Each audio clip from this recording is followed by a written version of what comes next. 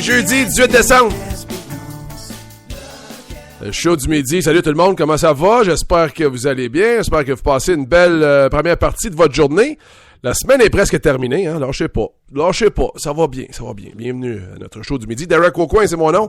Je vous remercie d'être là. Peu importe de la façon que vous nous écoutez, et que ce soit en direct, sur votre ordi ou votre téléphone intelligent ou en différé. Pas important, on l'apprécie énormément. On apprécie énormément. Jour de match aujourd'hui. Le Canadien est en action ce soir. Il rend visite aux Blues à Saint-Louis. Les Blues ont perdu leur dernier match mardi soir face aux Sharks de San Jose. C'est quand même un duel de deux équipes de premier plan. Les Blues ont perdu 4-2.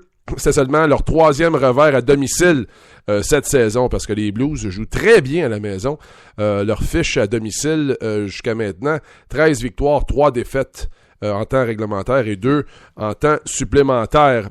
Au cumulatif, les Blues sont 22 victoires, 7 défaites en temps réglementaire et 4 en prolongation. Ça, c'est bon pour 48 points et ça leur donne le 4e rang dans la conférence de l'Ouest derrière Chicago, Anaheim et Los Angeles. Le Canadien est toujours 3e dans l'Est derrière Pittsburgh et Boston. C'est sûr que la grande séquence de victoires les a aidés pour l'ascension dans le classement. Halak sera devant le filet ce soir pour les Blues. En carrière, il a une fiche de 3 victoires et aucun revers contre son ancienne équipe. Et sa moyenne de buts alloués impressionnante là, de points 97 par match, son pourcentage d'efficacité de .960. C'est le deuxième et dernier affrontement de la saison entre ces deux formations. Les Blues avaient battu le Canadien 3-2 en tir de barrage le 5 novembre dernier au Centre Bell. Quelques nouvelles sur les Blues. Le capitaine David Backes manquera son deuxième match d'affilée ce soir. C'est un gars qui n'a pas manqué trop dans la carrière, là. Il avait joué 274 matchs consécutifs. Mais une blessure au haut du corps dans le match face aux Sénateurs cette semaine lui font manquer justement son deuxième match d'affilée. C'est une séquence sur la route que le Canadien entame. C'est le premier match de 6 et ils vont essayer de partir ça du bon pied. Ce soir, eux qui ont beaucoup de succès sur la route, sont quand même 6 victoires, 1 défaite en temps réglementaire et 1 en prolongation à leurs 8 derniers matchs sur la route.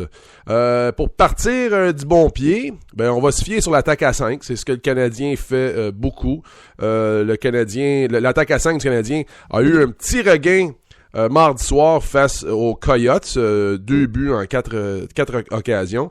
L'attaque à 5 du Canadien est toujours 6e dans la Ligue, 22,4%.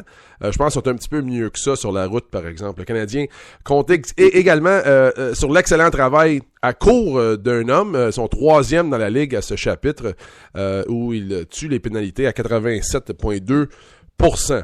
On a parlé beaucoup de Daniel Brière. On a parlé beaucoup de Daniel Brière à l'émission d'hier. Surtout après qu'il ait joué seulement 4 minutes 27 secondes face aux Coyotes. Michel Therrien n'était vraiment pas intéressé d'en parler après la victoire du Canadien contre les Coyotes, mais après la pratique d'hier à Brossard, il n'y avait pas le choix. Il n'y avait pas le choix d'en parler un peu parce que c'est revenu. Le monde posait des questions. On voit qu'avant qu'il parte pour Saint-Louis, il n'y avait pas le choix de revenir là-dessus. Pour nous, là, il faut toujours prendre des décisions on pense qu'on va être en mesure d'aller chercher le match. Donc, comme je vous expliquais hier, ça n'a pas rapport à Daniel. On met un aliment où on pense qu'on va avoir le plus de succès de remporter des matchs. Ça virait à notre faveur hier. C'est un gars qu'on aime bien, Daniel, c'est une bonne personne. Puis on veut tous que ça fonctionne, mais qu'on ait donné des bonnes opportunités. Mais les choses vont pas comme probablement lui aussi veut. Nous autres aussi. Donc, à ce moment-là, faut pas oublier qu'on est une équipe présentement qui est en santé. Ça fait partie de la profondeur. Donc, c'est des situations qui n'est pas toujours facile, mais il faut les prendre les décisions, il faut prendre les bonnes décisions. Honnêtement, là, on a assez parlé. Qu'est-ce qui est important, c'est notre équipe, qu'on vient de rapporter 2 matchs sur 3. une bonne personne. Une bonne personne, Daniel Brière, comme vous entendez Michel Therrien dire, mais c'est peut-être pas une bonne personne dans le système de Michel. C'est peut-être pas c'est une bonne personne, mais c'est peut-être pas un bon joueur de hockey dans le système actuel de Michel Therrien. Oui, il y a de la profondeur, puis c'est le fun quand t'as un gars du calibre quand même de Daniel Brière qui est sur le 4e trio. Par contre, c'est difficile. Puis il y a des décisions qui sont difficiles à prendre, je le sais. On a vu ça dans le cas de David Desharnais quand Michel Therrien devait répondre un peu aux mêmes questions. Daniel Brière a 5 buts et 5 mentions d'aide cette saison en 26 matchs. Vous savez, il a subi une commotion cérébrale plus tôt cette saison. Ce n'est pas la première de sa carrière. Et l'âge, c'est sûr que l'âge a un rôle là-dedans. Je vous partage Mario Tremblay, hier aux amateurs de sport, ce que lui avait à dire sur Daniel Brière. Daniel Brière, là, c'est un gars de 35 ans. C'est un gars qui, à mon avis, à moi, c'est mon opinion, c'est un gars qui est magané. Il a le corps magané. Tu comprends-tu? Puis le système de jeu que le Canadien joue, on veut être rapidement sur le porteur du disque en zone offensive. On veut quand même que les gars soient rapides dans les 3 zones. Puis j'entends les gens, là, je le sais, là, regarde, ouais, mais comment tu peux jouer au hockey quand tu as joué 4 minutes 27 hier? Je comprends, mais à un moment donné, là, ça, là, cette histoire-là, ça en va direct dans le mur. Il y a 2 choix. Ou Michel Therrien replace Daniel Brière sur un trio régulier, il fait jouer en 14-15 minutes, puis après ça, on verra après 5 matchs. Ou bien, il va jouer en bas de 10 minutes, puis ça va être difficile de se faire valoir. Ça va être très difficile comme ça. Ça, c'est sûr. Ça, c'est dur. Vous êtes où là-dedans, vous autres, dans le dossier, dans la situation de Daniel Brière?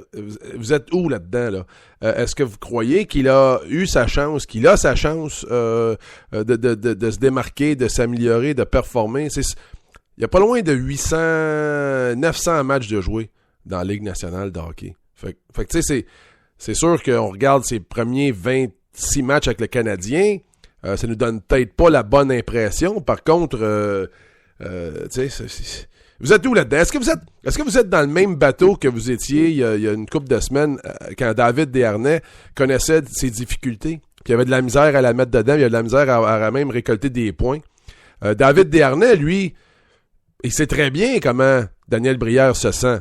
David Desharnais, une des choses que je trouvais intéressante hier, parce qu'il a été questionné là-dessus aussi, il vante l'attitude de Daniel Brière. Fait qu'au travers de tout ça, là, c'est pas facile, c'est pas évident pour lui, là, Daniel Brière. Il garde une excellente attitude. Puis il y en a vu d'autres, hein. Je vous l'ai dit, là, c'est pas son premier barbecue à Daniel Brière. Et c'est pas sa première mauvaise séquence ou sa première léthargie dans sa carrière. Précisément, là, je vous le dis, c'est 873 matchs qu'il a joué dans la Ligue nationale de hockey. Il y a 291 buts et 669 points. Donc, il a une bonne idée, une très bonne idée même, comment marquer et comment produire. Puis les séries éliminatoires, une des raisons pourquoi Marc Bergevin est allé le chercher, il y a 108 matchs de jouer en série, puis il y a 109 points.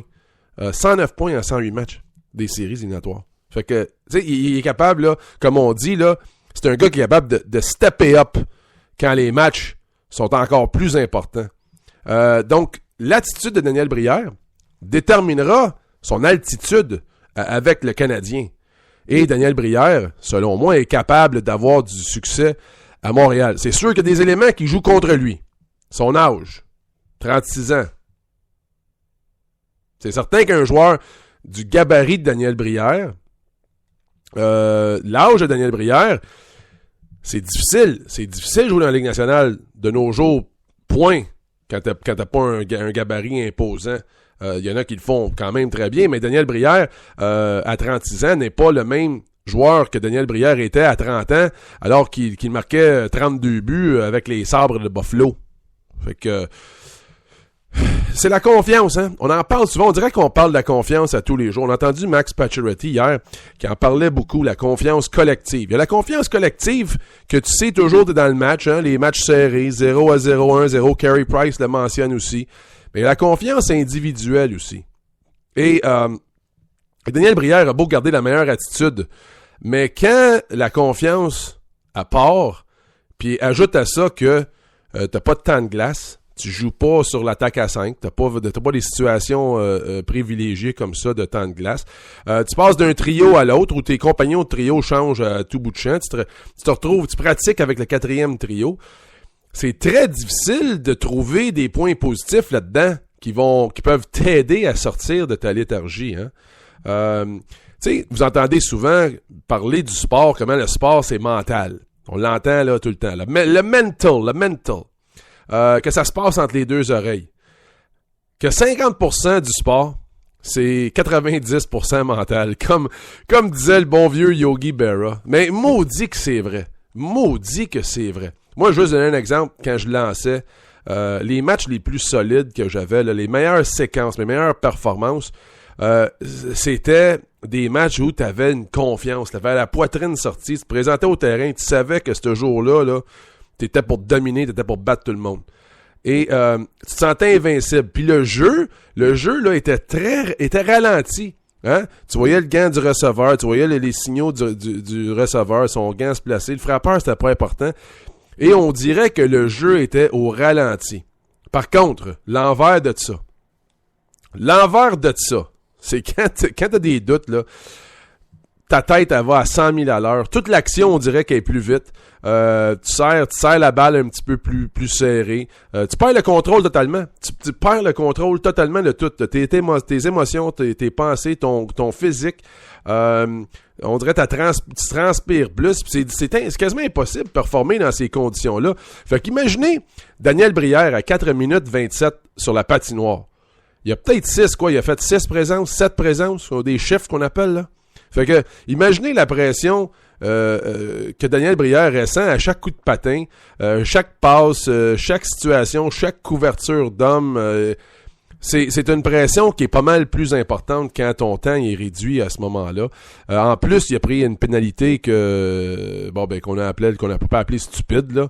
Appeler ça de même, là. Je sais que Michel Therrien et ses entraîneurs demandent de la discipline, puis pas prendre des pénalités qu'on dirait stupides, mais il a été pénalisé. Je pense qu'il a été pénalisé, là. On l'a mis dans le petit coin, puis on lui a dit reste là, mais Max Pacioretty, quand il a enfargé le gardien, c'était pas nécessairement mieux.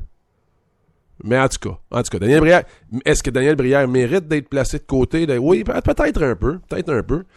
Mais je pense pas qu'il va s'en sortir comme ça. Bournival, je peux pas imaginer que Bournival joue en confiance en ce moment quand il est laissé de côté, il joue 5 minutes par match.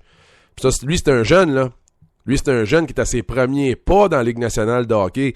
Daniel Brière en a vu d'autres. Bournival, lui, c'est peut-être encore plus difficile pour lui. En tout cas, moi, je leur souhaite aux deux, et plus particulièrement à Daniel Brière, de retrouver sa confiance, comme David Desharnais le fait, et de connaître une bonne séquence, là, parce que le Canadien en a besoin. Le Canadien en a besoin. Hein, on l'a pour 2 ans. Ça va nulle part, là.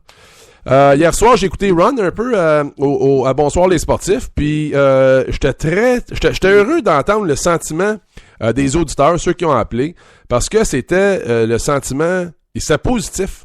C'était pour dire, là, 9 appels sur 10, là, c'était positif. La question, c'était les commentaires de Daniel Brière. Il y a bien du monde qui ont fait des commentaires sur Michel Bergeron aussi, qui annonçait qu'il quittait RDS et qui s'en allait à TVA Sport. Mais le monde qui appelait disait qu'il était pour s'en sortir, qu'il disait le temps. Puis je trouve que vous avez été correct. Vous avez été correct avec ça. Je m'attendais peut-être à avoir des appels du genre, tu sais, on va se débarrasser de Brière, c'était un bum, 2 ans, 8 millions, tu sais, un peu à la Scott Gomez, là, mais c'est pas rendu là. C'était, tu sais, pas de, personne qui demandait la tête à Brière. Il y a peut-être une personne qui a critiqué les décisions de Marc Bergevin d'aller chez Perros et d'aller chercher Brière. Mais en général, là, c'était positif, puis j'ai bien aimé ça. Puis même Ron, je pense que Ron même était un petit peu surpris de tout ça. Et j'ai aimé son argument, par exemple, parce que Brière, on l'a, c'est bien mieux que ben du monde, là. Il voulait, avec tout le respect, là, des jeunes de